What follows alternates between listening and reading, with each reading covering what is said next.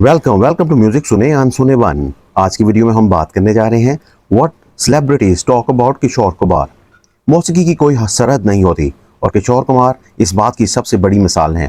किशोर दा के चाहने वाले सिर्फ इंडिया तक महदूद नहीं बल्कि पाकिस्तान में भी दुनिया भर में मौजूद हैं। उनकी आवाज़ का हर कोई दीवाना है। आज हम बात करेंगे कि दुनिया भर की मशहूर शख्सियात किशोर कुमार की वर्सटाइल और इनके टैलेंट के बारे में क्या सोचते हैं।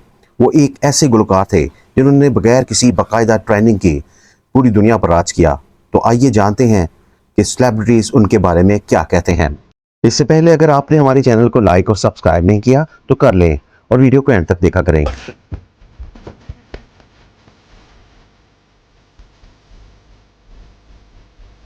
सी आवाज है, आपको याद, आपको मालूम है कहाँ की है? ये तो सिर्फ आवाज है, इसमें कुछ नहीं है। ये किशोर कुमार ही था। जैसे आर्टिस्ट जो है उनके बारे में हमको बोलना भी नहीं चाहिए क्योंकि वो इतनी बड़ी हस्ती थी, इतने टैलेंटेड इंसान थे। जो मेरे आइडल हैं, जिनको मैं बहुत मतलब ध्यान से सुनती थी और कोशिश करती थी कि हमें भी ऐसा ही कुछ करते रहना चाहिए, वो हैं किशोर दा। और किशोर जो गाने में अपनी चीज़ें डालते थे वो देख के ऐसा लगता था कि म्यूज़िक डायरेक्टर ने गाना अगर 90 किया है तो 100 करके म्यूज़िक डायरेक्टर के हाथ में गाना कैसे देना चाहिए, वो मैंने उनसे सीखा। कल सुबह जो हम पागल हो रहे थे उनके गाने सुन के, आप किशोर कुमार जी की बात बिल्कुल। सुबह इनके बेटे का शो कुछ आ रहा था, हम बात सुन रहे थे उनकी और वहाँ पे उनके गाने बज रहे थे और एक के बाद एक गाने आ रहे थे उनके, और मैं और जो मेरे ड्राइवर है मुन्ना और जो मेरे बॉडीगार्ड है मुन्ना और हरी, हम सब गाने सुन रहे हैं और वाह वाह कर रहे हैं, वाह वाह कर रहे हैं। तो उनके जाने के समझिए कितने साल हो गए, 31 ईयर्स के बाद में एक लड़का जो उनसे समझो, मेरे ग्रैंडफादर 1922 की पैदाइश थे, किशोर कुमार जी 1929 की पैदाइश है, तो एक तरह से वो मेरे ग्रैंडफादर हो गए जी। तो उनके जाने के 31 साल के बाद में उनके ग्रैंडफादर की उम्र का एक लड़का जो कि इंडिया में नाम भी कमा चुका है, वो उनके गाने को सुन के चौंक हो रहा है, रो रहा है और आंखों से सिर्फ आंसू नहीं आ रहे लेकिन ऐसे से हो रहा है। मुझे कितनी बड़ी बात है, वो क्या आदमी होगा, वो आदमी क्या गा रहा होगा। तो बहुत महान सिंगर थे और बहुत महान सिंगर नहीं कहूँगा मैं, एक्चुअली वो बहुत महान आत्मा होंगे क्योंकि ये ऐसे काम वही आत्मा कर सकती है जो बहुत गहन और बहुत डीप सोचती हो। सो किशोर कुमार जी को मैं इतना सलाम करता हूँ। आपके लिए इंस्पिरेशन कौन थे? सबसे बड़ा इंस्पिरेशन तो किशोर दा थे। मैं बचपन में उनके गाने गाता था, मैं उनके गाने सुनता था और कहता था कि यार एक इंसान, एक शख्स जो है हर मूड के गाने कैसे गा सकता है। Actually, my most favorite artist has been Kishore Kumar sir. मेरे हिसाब से इंडियन फिल्म इंडस्ट्री के मेल सिंगर्स में टॉप 10 है किशोर कुमार, उसके बाद बाकी सिंगर्स आते हैं। तो मैं उनको इतना चाहता हूँ। भगवान ने उनको पूरा ही मतलब संगीतकार बना के भेजा था, क्योंकि उन्होंने सीखा नहीं था किसी से और बगैर सीखे जैसा वो गाते थे मैंने ऐसा सिंगर नहीं सुना। उसमें अलग अलग तरह के उनके, थोड़ा सा क्लासिकल टाइप हो तो भी गा लेते थे और बाकी जिस तरह वो योडलिंग करते थे और गानों में 1000 हरकतें करते थे, वैसे मुझे नहीं लगता कोई हो सकता है। बहुत ही अच्छे सिंगर थे वो और उनकी आवाज़ की क्वालिटी भी बहुत अच्छी थी। किशोर दा मेरा इंस्पिरेशन था और किशोर दा को मैंने इसलिए फॉलो किया था कि मेरा वॉइस थोड़ा सा किशोर दा से मिलता जुलता था एंड मैंने बहुत कुछ सीखा। मोहम्मद रफ़ी साहब बोलिए, लता जी बोलिए, मुकेश जी बोलिए, हर एक का मैं फॉलो किया, हर एक का, क्योंकि होटलों में सब गाना गाना पड़ता था। तो मैं उनका जो अच्छाइयाँ हैं ना, उनको मैंने एडॉप्ट किया था एंड बाद में जाके मेरे को जब आशिकी का मौका मिला तब मैं उसमें सब चीज़ को पांच करके एक कुमार सानू का नया जन्म देने का कोशिश किया, तो लोगों ने एक्सेप्ट किया। किशोर दा के बारे में मैं खाली इतना बोलूँगा कि मेरा दुर्भाग्य है कि मैं उनको कभी सामने से देख नहीं पाया। मुझे मैसेज मिला था क्योंकि उसका एक सेक्रेटरी हुआ करता था अब्दुल करके, तो अब्दुल भाई ने मेरे को बोला कि वो बहुत तुमको बार बार पूछता है कि ये है कौन लड़का जो मेरे जैसा गाते हैं, ये जरा मिलाओ तो एक बार कभी इनसे। तो किशोर दा ऐसा बोलते थे। तो मेरे को सुन के बहुत ये हुआ कि मैंने उनसे मिला नहीं कभी, मैंने देखा नहीं कभी, बट पता नहीं कोई कनेक्शन तो था। शब्द नहीं है।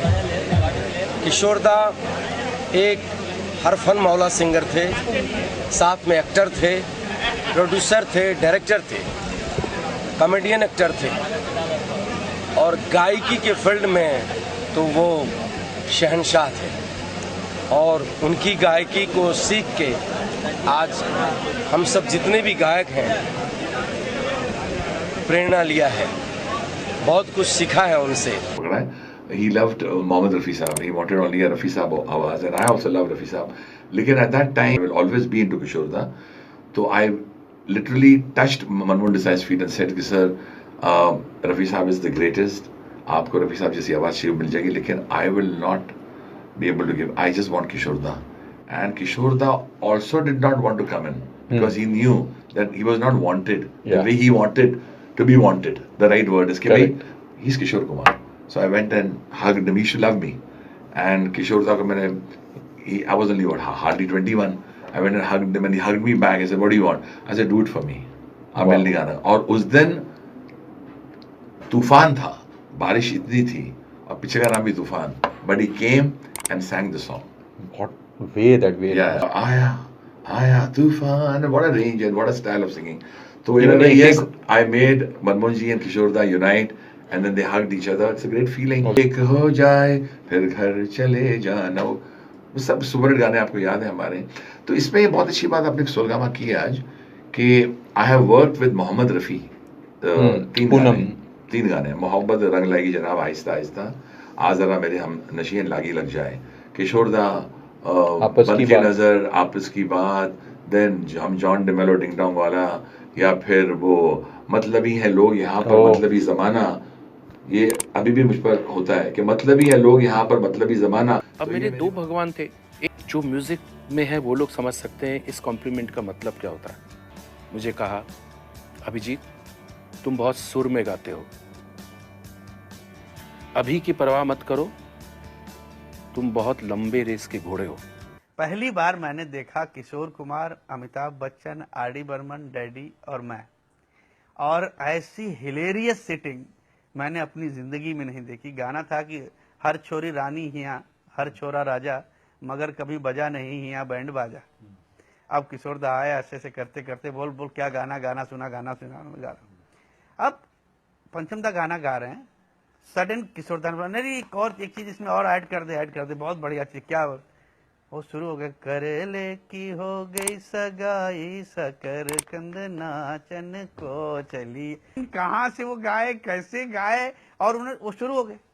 और वो केवल रिहर्सल कर रहे थे और अमित जी मुस्कुराए जा रहे हैं, हंस रहे हैं, लोग हंस हंस के लोट पोट, क्योंकि वो गाते थे फिर उठ के डांस करने लगे, फिर कभी कुछ अजीब सी बात। तो अब और पंचम दा उनसे भी 2 कदम आगे। तो जाते जाते उन्होंने बोला कि अमित मैं जा रहा हूँ यार, मेरा एक दिल में मेरी तमन्ना है, तू करेगा? तो बच्चन साहब ने बोला हाँ दादा बोलिए, क्या आपके लिए मैं कुछ भी कर सकता हूँ? बोले मैं चाहता हूँ, मैंने एक्टिंग छोड़ दी है, मेरी आखिरी तमन्ना है कि एक फिल्म में मैं, तू और पंचम तीनों काम करें। तो बोलते हैं दादा दोस्त हैं या दुश्मन है? तो बोले क्यों कह रहा है ऐसा?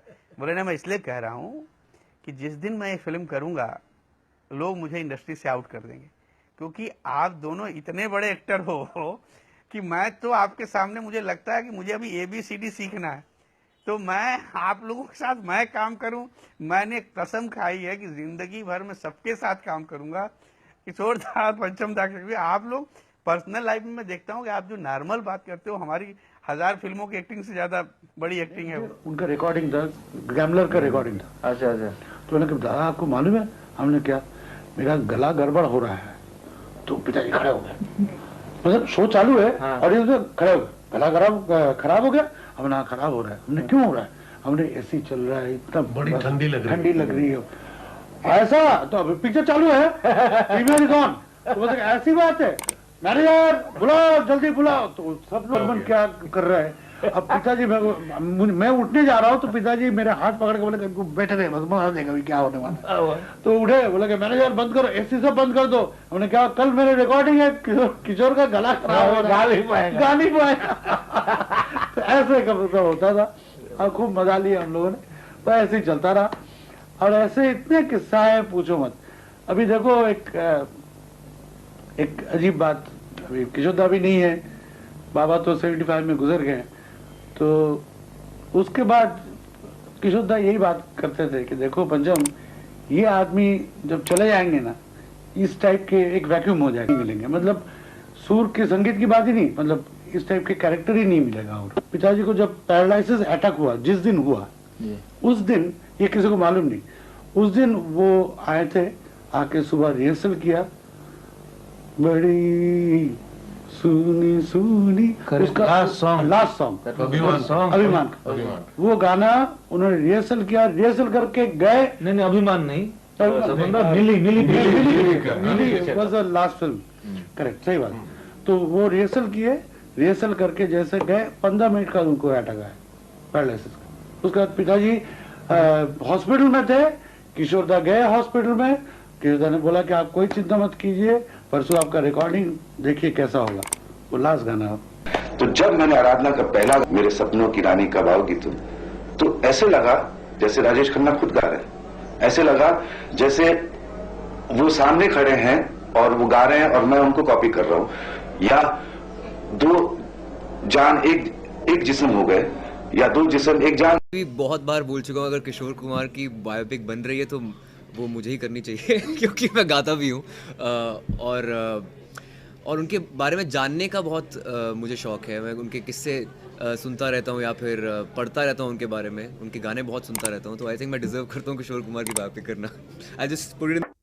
किशोर दा बहुत ही यूनिक कैरेक्टर थे, यानी आर्टिस्ट कमाल के थे ही थे, पर उसके अलावा उनकी जो एक अंदर एक कॉमेडी खुद के अंदर, आई थिंक वो 5, जैसे कहते हैं ना, वो डायरेक्टर थे, एक्टर भी थे, सिंगर भी थे, और तो वो कुछ उनके अंदर कुछ 5 अलग अलग कैरेक्टर्स हमेशा घूमते रहते थे। वो इतने रैंडम थे कि कभी भी कुछ हो। बैक सिंगिंग मेरे ख्याल में बाद में सोचा, उनके अंदर जो एक डायरेक्टर का गुण था, एक कलाकार, मेरी समझ में वो प्लेबैक सिंगर से कहीं ज्यादा था और कहीं ज्यादा जागृत था। प्लेबैक सिंगिंग शायद उन्होंने एक्सीडेंटली शुरू कर दिया।